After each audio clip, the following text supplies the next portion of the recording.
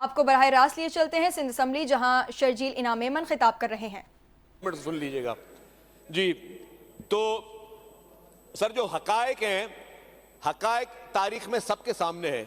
26वीं आईनी तरमीम को जिस तरीके से चीफ मिनिस्टर साहब ने बताया, उसके अगराद व मकासद बताए, मैं उसको रिपीटिशन में नहीं जाऊंगा, क्योंकि हमारे मुल्क में अनफॉर्चुनेटली जिस तरीके से अदलिया की जानिब से शबे खून जमहूरियत पे मारे गए, अदलिया के चंद जज हजरात, सबकी बात नहीं करूंगा, जिस तरीके से वो एज ए टूल इस्तेमाल हुए, इलेक्टेड गवर्नमेंट्स को उन्होंने घर भेजा, इलेक्टेड प्राइम मिनिस्टर्स को उन्होंने घर भेजा, गैर आईनी आमिरों के कामों को जिस तरीके से उन्होंने प्रोटेक्ट किया, वो पाकिस्तान की तारीख का हिस्सा है। सर, मेरे जमात इस्लामी के दोस्तों ने बात की और बड़ी डेमोक्रेसी की और जमहूरियत की बात कर रहे थे। मुझे बड़ा अफसोस हुआ, ये वही जमात इस्लामी हमारी है, ये उनके दोस्त हैं जिन्होंने ज़ियाउल-हक के काले कवानीन को इंडोर्स किया।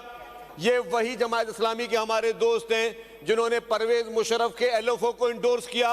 उसकी हिमायत में ये लोग मैदान में आए। और आज जो जमहूरी पार्टियां जो काम करना चाह रही हैं, जमहूरी, उस पर जो है इनको एतराज़ है, क्योंकि इनकी हमेशा सियासत जो अनफॉर्चुनेटली, मैं लफ्ज़ इस्तेमाल नहीं करना चाहता, इस तरह की रही है।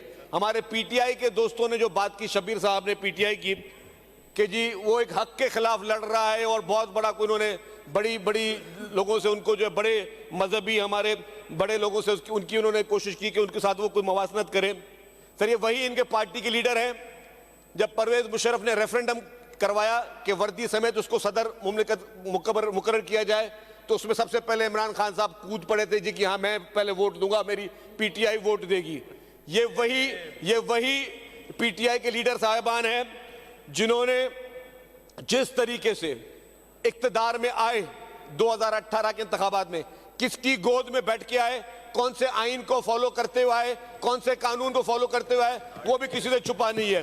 किस तरीके से RTS बिठा के आए, वो किसी से छुपा नहीं है। ये वही मर्द मोमिन, इनके मर्द हक, जो कि कहते हैं कि जेल में अकेले बैठ के लड़ रहा है। जब इक्तदार जा रहा था, वोट ऑफ नो कॉन्फिडेंस पेश हो चुकी थी, इन्होंने कहा कि मैं जनरल बाजवा को लाइफ टाइम एक्सटेंशन देने के लिए तैयार हूं, मेरी कुर्सी ना निकाली जाए, मुझे बचाया जाए। ये वही इनके मर्द मोमिन थे वो, और ये वही हैं जिन्होंने पहले, आज अभी जुडिशरी की बात करें, कभी साकिब निसार के पीछे ये छुपे। साकिब निसार के गैर आईनी काम, साकिब निसार ने इसके गैर आईनी कामों को प्रोटेक्शन दी, और इमरान खान ने साकिब निसार के गैर आईनी कामों को प्रोटेक्शन दी। जब वो बंदा डैम बनाने के लिए चला, तो फेडरल गवर्नमेंट ने किस हैसियत से डैम फंड में पैसे जमा कराए? क्या जुडिशरी का काम डैम बनाना था या नहीं? पाकिस्तान का कौन सा आइन, कौन सा कानून कहता है? इमरान खान ने किस हैसियत में किया? क्योंकि चमचागिरी करनी थी साकिब निसार की, साकिब निसार के जूते पॉलिश करने थे इन लोगों ने, तभी ये लोग जाके उसको डैम फंड में फेडरल गवर्नमेंट पैसे दे रही है। डैम बनाना फेडरल गवर्नमेंट का काम था या डैम बनाना साकिब निसार का काम था? तो ये इनका किरदार रहा है, ये इनकी हकीकत रही है।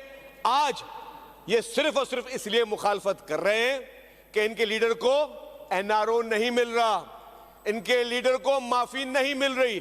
जो गुनाह इन्होंने किए हैं उसकी सजाएं इनको भुगतनी पड़ेंगी। आज PTI भले शराफत का जो लिबास ओढ़ रही है या जिस तरीके से बड़ी इनकलाबी बातें कर रही है, इनकी पूरी सियासत की शुरुआत, इनकी सियासत का इख्तिताम इंशाअल्लाह ताला अवाम के सामने होगा। मुझे आज भी हमारे पाकिस्तान के अजीम हीरो अब्दुल सत्तार ईदी साहब के वो अल्फाज याद आते हैं जिसमें मौलाना अब्दुल सत्तार ईदी ने कहा कि जनरल हमीद गुल के साथ इमरान खान नियाजी मेरे से मिलने आया और मुझे कहा हमें मिलके मोहतरमा बेनजीर भुट्टो शहीद की हुकूमत को घर भेजना है। मौलाना अब्दुल सत्तार ईदी साहब गैर सियासी थे, पाकिस्तान के कौमी हीरो थे, पाकिस्तान की शान थे। अगर वो आपके लिए जो बातें कर रहा था, फिर आपने हकीम सईद की भी किताब सुन ली होगी, उसमें इमरान खान के किरदार के लिए क्या लिखा हुआ है। फिर आपने डॉक्टर असरार की किताबें भी सुन ली होंगी, पढ़ ली होंगी, उसने इमरान खान को के ताने बाने कहां से मिलने की बात की है। तो ये आज शराफत का या इनकलाब का जो एक मास्क पहन के अवाम को बेवकूफ बना रहे हैं, पाकिस्तान की अवाम बेवकूफ नहीं बनेगी। आप लोग हमेशा आलाकार रहे हो आमरीत के, आप लोग हमेशा आलाकार रहे हो मुल्क में जमहूरियत को शब खून मारने के लिए, और आपकी सिर्फ और सिर्फ एक ही मंजिल है, वो है इक्तदार की हवस, इक्तदार की कुर्सी। इंशाअल्लाह ताला आपको पहले भी नाकामी हुई है और इंशाअल्लाह आइंदा भी नाकामी होगी। Thank you.